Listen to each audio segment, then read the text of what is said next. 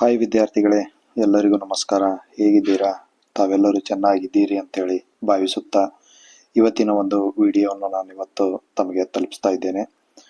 ದಯವಿಟ್ಟು ನಮ್ಮ ಚಾನಲ್ ಯಾರು ಸಬ್ಸ್ಕ್ರೈಬ್ ಮಾಡಿಲ್ಲ ಅಂತಂದರೆ ದಯವಿಟ್ಟು ಸಬ್ಸ್ಕ್ರೈಬ್ ಮಾಡಿ. ಈಗ ತಮಗೆ ಗದ್ಯ ಭಾಗದಲ್ಲಿ ಇರುವಂತಹ ಹಿಂದಿ ತೃತೀಯ ಭಾಷೆ ಹಿಂದಿಯ SLC ಪರೀಕ್ಷೆಯಲ್ಲಿ ಯಾವ ರೀತಿ ಬರುತ್ತೆ, ಈ ಮೋಸ್ಟ್ ಇಂಪಾರ್ಟೆಂಟ್ ಕ್ವಶನ್ಸ್ ಯಾವಿವೆ ಅನ್ನುವಂಥದ್ದು ತಮಗೆ ಈ ಒಂದು ವಿಡಿಯೋ ಮುಖಾಂತರ ಹೇಳ ಬಯಸುತ್ತೇನೆ. ವಿದ್ಯಾರ್ಥಿಗಳೇ, ಕಾಶ್ಮೀರ್ ಸೇಬಿಂದ ನೋಡ್ರಿ, लेखक चीजें खरीदने कहाँ गए थे? लेखक चीजें खरीदने बाजार गए थे. ಒಂದನೇ ಪ್ರಶ್ನೆ. ಎರಡನೇ ಪ್ರಶ್ನೆ, लेखक को क्या नजर आया? लेखक को गुलाबी रंगदार सेब नजर आया. लेखक जी क्यों ललचा उठा?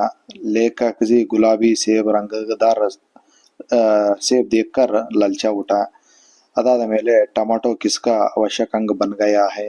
टमाटो भोजन यानी खाने का आवश्यक अंग बन गया है. स्वाद में सेब किससे बढ़कर नहीं है? स्वाद में सेब आम से बढ़कर नहीं है. ಈ ರೀತಿ ಒಂದು marks question, most important question ವಿದ್ಯಾರ್ಥಿಗಳೇ. ಇವು ಕಂಪಲ್ಸರಿಯಾಗಿ ನೀವು ಅಭ್ಯಾಸ ಮಾಡಿದಲ್ಲಿ ಒಳ್ಳೆಯ ರೀತಿಯಿಂದ ಅಂಕಗಳನ್ನು ಗಳಿಸಬಹುದು. ಅದಾದ ಮೇಲೆ ದೊಡ್ಡದಾಗಿರುವಂತಹ ಪ್ರಶ್ನೆ 3-4 ವಾಕ್ಯದಲ್ಲಿ ಇದೆ. प्रेमचंद जी ने खरीदारी के बारे में क्या चेतावनी दी है?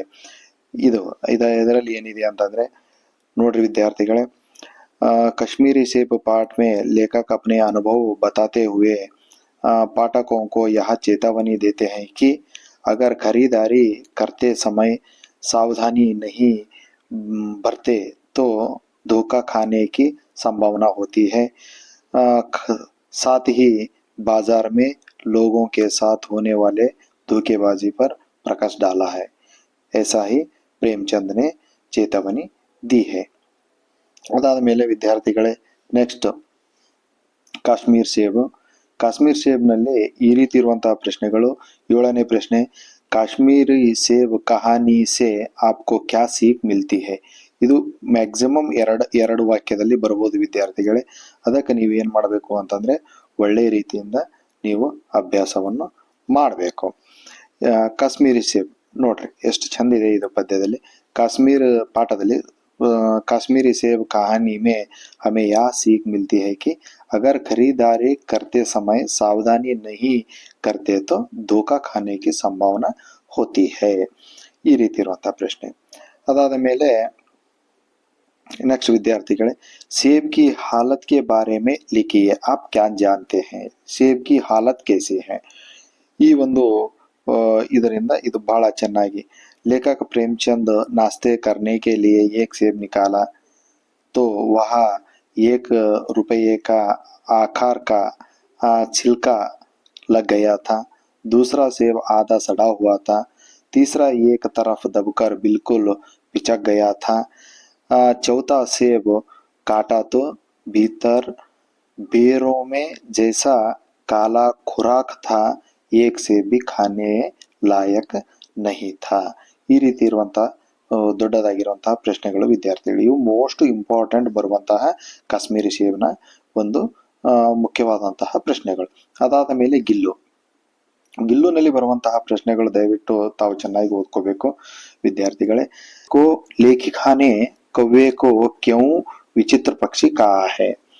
ಏಕೆ ವಿಚಿತ್ರ ಪಕ್ಷಿ ಎಂದು ಕರೆದಿದ್ದಾಳೆ ಅನ್ನುವಂಥದ್ದು ಇದೆ ವಿದ್ಯಾರ್ಥಿಗಳೇ. ಇಲ್ಲಿ ನೋಡ್ರಿ, लेखिका ने कव्य को इसलिए विचित्र पक्षी कहा है कि यह पक्षी एक साथ समाधारित, अनाधारित, अति सम्मानित तथा अति ಅವಮಾನಿತ ಕಹಾ ಗಯಿ ಹೈ ಅಂತ ಹೇಳಿ ಈ ರೀತಿ ಹೇಳಿದ್ದಾರೆ. ಅದಾದ್ಮೇಲೆ 2ನೇ ಪ್ರಶ್ನೆ ಗಿಲ್ಲು ಪಾಠದಲ್ಲಿ, ಗಿಲ್ಹರಿ ಕಾ ಪ್ರಿಯ ಖಾದ್ಯ ಕ್ಯಾ ಥಾ? ಗಿಲ್ಹರಿ ಕಾ ಪ್ರಿಯ ಖಾದ್ಯ ತಮಗೆಲ್ಲರಿಗೂ ಗೊತ್ತು ಏನಪ್ಪಾ ಅಂತಂದ್ರೆ ಗಿಲ್ಹರಿ ಕಾ ಪ್ರಿಯ ಖಾದ್ಯ ಕಾಜು ಥಾ. ಅದಾದ ಮೇಲೆ ನೆಕ್ಸ್ಟ್ 3ನೇ ಪ್ರಶ್ನೆ, ಗಿಲಹರಿ ಕಾ ಲಘುಘಾತ್ ಕಿಸ್ಕೆ ಭೀತರ್ ಬಂದ್ ರಹತಾ ಥಾ? ಗಿಲಹರಿ ಕಾ ಏನಂತಂದ್ರೆ ಗಿಲಹರಿ ಕಾ ಲಘುಘಾತ್ ಲಿಫಾಫೆ ಕೆ ಭೀತರ್ ಮೇ ಬಂದ್ ಕರ್ ರಹತಾ ಥಾ. ಗಿಲಹರಿ गर्मी के दिनों में कहाँ लेटा जाता था?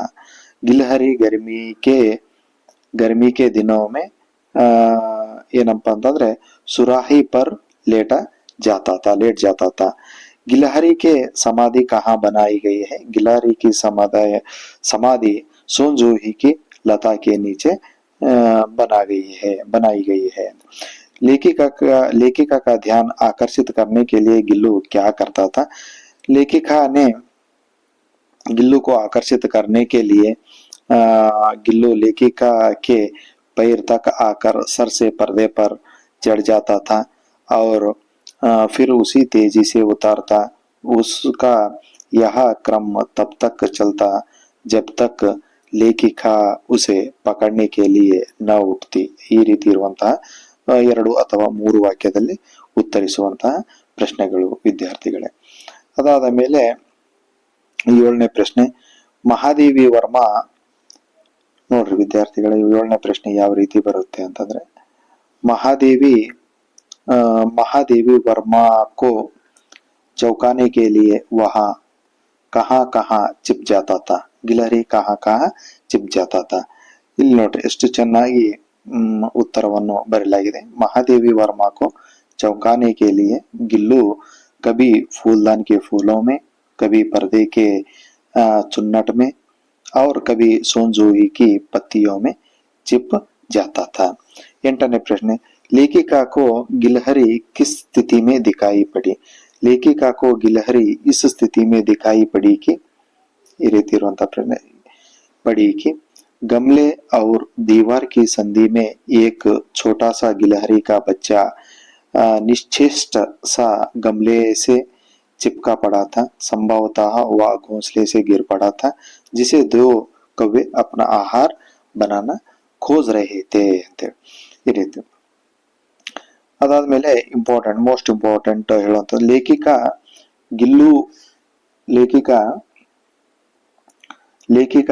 ಗಿಲ್ಲು ಕೆ ಪ್ರಾಣ ಕೇಸೆ ಬಚಾಯಿ ಅನ್ನುವಂಥದ್ದು ಒಂದು ಪ್ರಶ್ನೆ ಇದೆ ವಿದ್ಯಾರ್ಥಿಗಳೇ।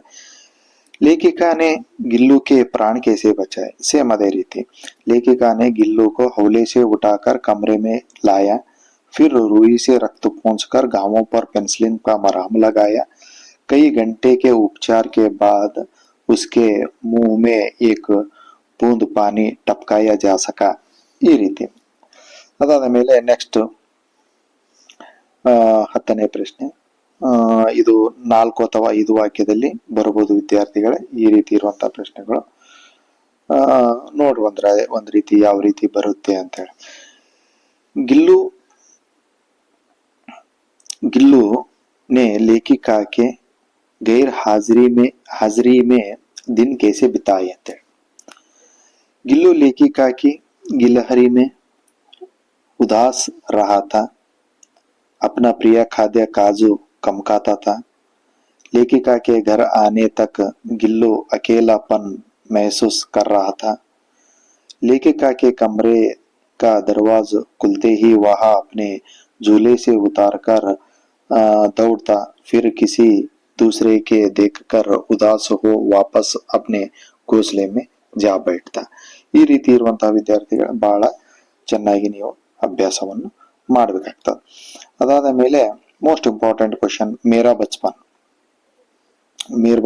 ಬಚ್ಪನ್ ಅನ್ನುವಂತಹ ಒಂದು ಪಾಠದಿಂದ ತೆಗೆದುಕೊಳ್ಳಲಾಗಿದೆ। ಇದರಲ್ಲಿ ಮೋಸ್ಟ್ ಇಂಪಾರ್ಟೆಂಟ್ ಕ್ವಶನ್ ಅಂತಂದ್ರೆ ವಿದ್ಯಾರ್ಥಿಗಳೇ ತಾವು ನೋಡ್ಬೇಕು, ಅಬ್ದುಲ್ ಕಲಾಂ ಜಿ ಬಚ್ಪನ್ ಮೇ ಕಿಸ್ ಘರ್ ಮೇ रहते थे। ಇದು ಬಹಳ ಇಂಪಾರ್ಟೆಂಟ್, ಕಿಸ್ ಘರ್ ಮೇ रहते थे? ಅಬ್ದುಲ್ ಕಲಾಂ ಜಿ ಬಚ್ಪನ್ ಮೇ अपने पुस्तौनी घर में रहते थे। 2ನೇ ಪ್ರಶ್ನೆ, ಅಬ್ದುಲ್ ಕಲಾಂ ಜಿ ಕೆ ಬಚ್ಪನ್ ಮೇ ದುರ್ಲಭ ವಸ್ತು ಕ್ಯಾ ಥಿ? ದುರ್ಲಭ ವಸ್ತು ಯಾವುದಾಗಿತ್ತು ಅಂತಂದ್ರೆ ಅಬ್ದುಲ್ ಕಲಾಂ ಜಿ ಕಿ ಬಚ್ಪನ್ ಮೇ ದುರ್ಲಭ ವಸ್ತು ಪುಸ್ತಕೆ ಥಿ ಅಂತ ಹೇಳಿ ತಾವು ಬರೀಬೇಕು। 3ನೇ ಪ್ರಶ್ನೆ, ಜೈನುಲಾಬ್ದೀನ್ ನೆ ಕೌನ್ ಸಾ ಕಾಮ್ ಶುರು ಕಿಯಾ? ಜೈನುಲಾಬ್ದೀನ್ ನೆ ಏನಪ್ಪಾ ಅಂತಂದ್ರೆ ಲಕಡಿ ಕಿ ನೌಕಾಯೆ ಬನಾನೆ ಕಾ ಕಾಮ್ ಶುರು ಕರ್ ದಿಯಾ ಅಂತ ಹೇಳಿ ಈ ರೀತಿ ಇರುವಂತ ಉತ್ತರವನ್ನು ಬರೀಬೇಕು। ಅದಾದ ಮೇಲೆ 4ನೇ ಪ್ರಶ್ನೆ 2-3 ವಾಕ್ಯದಲ್ಲಿ ಬರ್ತದೆ ಇದು, ಕಲಾಂ ಜಿ ಕಾ ಬಚ್ಪನ್ ಬಡಿ ನಿಶ್ಚಿತತಾ ಔರ್ ಸಾದಗಿ ಮೇ ಕೈಸೆ ಬೀತಾ? ಈ ರೀತಿ ಇರುವಂತಹ ಪ್ರಶ್ನೆಗೆ ತಾವು ಉತ್ತರವನ್ನು ಬಹಳ ಚೆನ್ನಾಗಿ ಬರೀಬೇಕು।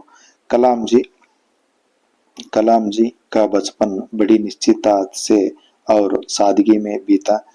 उनके पिता अनावश्यक एवं ऐशे आराम वाली चीजों से दूर रहने वाले आडंबरहीन व्यक्ति थे, परंतु घर पर सभी आवश्यक चीजें समुचित मात्रा में सरलता से उपलब्ध थी, इसलिए उनका बचपन बड़ी निश्चितता से और सादगी से बीता ಅಂತೇಳಿ ಈ ರೀತಿ ಉತ್ತರಗಳನ್ನು ತಾವು ಬರಿಬೇಕಾಗ್ತದೆ.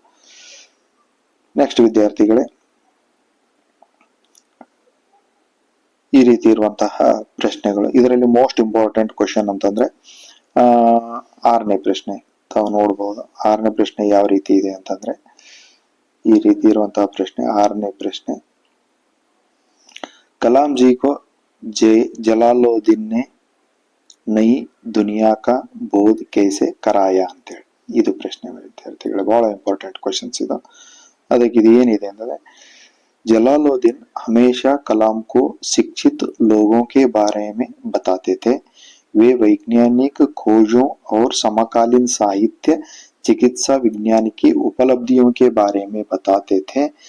ज्ञान संबंध इन जानकारियों से कलाम को सीमित दायरे से बाहर निकालकर नई दुनिया का बोध कराया. ಇದು ಮೋಸ್ಟ್ ಇಂಪಾರ್ಟೆಂಟ್. ತಾವು ಬಹಳ ಒಳ್ಳೆ ರೀತಿಯಿಂದ ಇದನ್ನು ನೆನಪಿನಲ್ಲಿ ಇಟ್ಕೊಳ್ಬೇಕು ಅಂತ. ಅದಾದ್ಮೇಲೆ 8ನೇ ಪ್ರಶ್ನೆ ಬಹಳ ಇಂಪಾರ್ಟೆಂಟ್ ವಿದ್ಯಾರ್ಥಿಗಳು. ಇದು 8ನೇ ಪ್ರಶ್ನೆ ಯಾವ ರೀತಿ ಇದೆ ಅಂತಂದ್ರೆ, ಆಶಿಯಮ್ಮ ಜಿ ಅಬ್ದುಲ್ ಕಲಾಂ ಕೋ ಖಾನೆ ಮೇ ಕ್ಯಾ ಕ್ಯಾ ದೇತಿ ಥಿ. ಏನನ್ನು ಕೊಡ್ತಾ ಇದ್ದಳು ಆಶಿಯಮ್ಮ ತನ್ನ ಮಗನಿಗೆ. आसियम्मा जी अब्दुल कलाम को खाने के लिए केले का पत्ता बिछाकर उस पर चावल एवं सुगंधित स्वादिष्ट सांभर डालती, साथ में घर में बना आचार और नारियल की ताजी चटनी भी होती ಅಂತ ಹೇಳಿ ಈ ರೀತಿ ಪ್ರಶ್ನೆ ನೀವು ಬರಿಬೇಕಾಗ್ತದೆ ವಿದ್ಯಾರ್ಥಿಗಳೇ. ಅದಾದ ಮೇಲೆ ಈ ರೀತಿ ಬಸಂತ್ ಕಿ ಸಚ್ಚಾಯಿ ಈ ಒಂದು ಪಾಠದಲ್ಲಿ ಯಾವ ರೀತಿ ಪ್ರಶ್ನೆ ಬರುತ್ತೆ ಅಂತಂದ್ರೆ, ಬಸಂತ್ ಕ್ಯಾ ಕ್ಯಾ ಬೇಚಾ ಕರ್ತಾತ ಅಥವಾ ಬೇಸ್ತಾತ ಅಂತ ಹೇಳಿ. ಬಸಂತ್ ಚಲ್ನಿ ಬಟನ್ ತಥಾ ದಿಯಸ್ಲಾಯಿ ಬೇಸ್ತಾತ.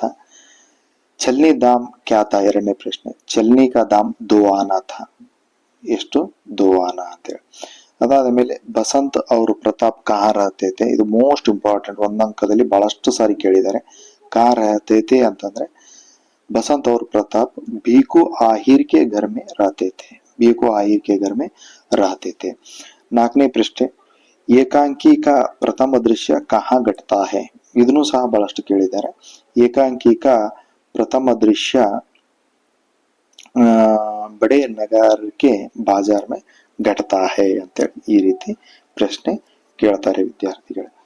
ನೆಕ್ಸ್ಟ್ ಏನಪ್ಪಾ ಅಂತಂದ್ರೆ, ಮೋಸ್ಟ್ ಇಂಪಾರ್ಟೆಂಟ್ 2-3 ವಾಕ್ಯದಲ್ಲಿ ನಾವು ವಿದ್ಯಾರ್ಥಿಗಳು ಒಂದು ಬೇರೆ ವಿಚಾರ ಮಾಡಿ ಸ್ವಲ್ಪ ಬರಿಬೇಕಾದ್ರೆ, 6ನೇ ಪ್ರಶ್ನೆ ನೋಡ್ರಿ. ಬಸಂತ್ ಇನಾಮದಾರ್ ಲಡ್ಕಾ ಹೈ ಕೇಸೆ. ಇದು 3-4 ವಾಕ್ಯಗಳಲ್ಲಿ ಬಹಳಷ್ಟು ಕೇಳಿದ್ದಾರೆ. ಅಥವಾ ಬಸಂತ್ ಕೆ ಉತ್ತಮ ಗುಣೋ ಕಾ ವರ್ಣನ್ ಕೀಜಿಯೆ. ಈ ರೀತಿ ಇರುವಂತಹ ಪ್ರಶ್ನೆ. ಅದಕ್ಕೆ ನೀವೇನ್ ಮಾಡಬೇಕು, ಬಹಳ ಚೆನ್ನಾಗಿ ತಾವು ಈ ಪ್ರಶ್ನೆ ಬಹಳ ಇಂಪಾರ್ಟೆಂಟ್ ಪ್ರಶ್ನೆ ಇದು. ಇದನ್ನು ಬಹಳ ಚೆನ್ನಾಗಿ ನೀವು ಅಭ್ಯಾಸವನ್ನು ಮಾಡಬೇಕು. ಏನಪ್ಪಾ ಅಂತಂದ್ರೆ, बसंत मेहनती, स्वाभिमानी, गरीब, अनाथ और ईमानदार लड़का है. बिना परिश्रम के मदद में मिले धन को वह भीख समझता था, इसलिए पंडित राजकिशोर से दया की भीख लेने से इनकार किया.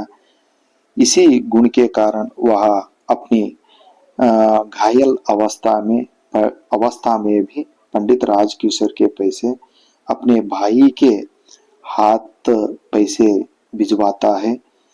सच में बसंत एक स्वाभिमानी और ईमानदार लड़का है. ಈ ರೀತಿ ನೀವೇನಪ್ಪಾ ಅಂತಂದ್ರೆ ಬರೆದ್ರೆ ತಮಗೆ 4 ಅಂಕಗಳು ಸಿಗುತ್ತೆ. ಮುಂದಿನ ಒಂದು ವಿಡಿಯೋದಲ್ಲಿ ವಿದ್ಯಾರ್ಥಿಗಳೇ, ಇಂಟರ್ನೆಟ್ ಕ್ರಾಂತಿ ಬಗ್ಗೆ ಕೆಲವೊಂದು ಪ್ರಶ್ನೆಗಳು ಮತ್ತ ಇನಾಮದಾರೋं के सम्मेलन में ಅನ್ನುವಂಥದ್ದೊಂದು ಪಾಠ, ಮಹಿಳಾ ಕಿ ಸಾಹಸಗಾಥ ಅನ್ನುವಂಥದ್ದು ಒಂದು ಗದ್ಯ. ಈ ಒಂದು ಗದ್ಯಗಳು, ಅಭಿನವ ಮನುಷ್ಯ, ಇವು ಕೆಲವೊಂದು ಗದ್ಯಗಳ ಬಗ್ಗೆ ಮುಂದಿನ ಒಂದು ವಿಡಿಯೋದಲ್ಲಿ ತಮಗೆ ನಾನು ತಿಳಿಸ್ತೀನಿ. ನಮ್ಮ ಒಂದು ವಿಡಿಯೋವನ್ನು ಯಾರು ಲೈಕ್ ಮಾಡಿಲ್ಲ, ಇಲ್ಲಿವರೆಗೆ ಲೈಕ್ ಮಾಡಿಲ್ಲ ಅಥವಾ ಸಬ್ಸ್ಕ್ರೈಬ್ ಮಾಡಿಲ್ಲ ಅಂತಂದ್ರೆ ತಾವು ಸಬ್ಸ್ಕ್ರೈಬ್ ಮಾಡ್ಕೊಳ್ಳಿ. ಅದೇ ರೀತಿ ಲೈಕ್ ಮಾಡಿ, ಶೇರ್ ಮಾಡಿ ಅಂತ ಹೇಳುತ್ತಾ ಧನ್ಯವಾದಗಳೊಂದಿಗೆ ಈ ವಿಡಿಯೋವನ್ನು ಇಲ್ಲಿಗೆ ಮುಗಿಸ್ತೀನಿ. ಜೈ ಹಿಂದ್.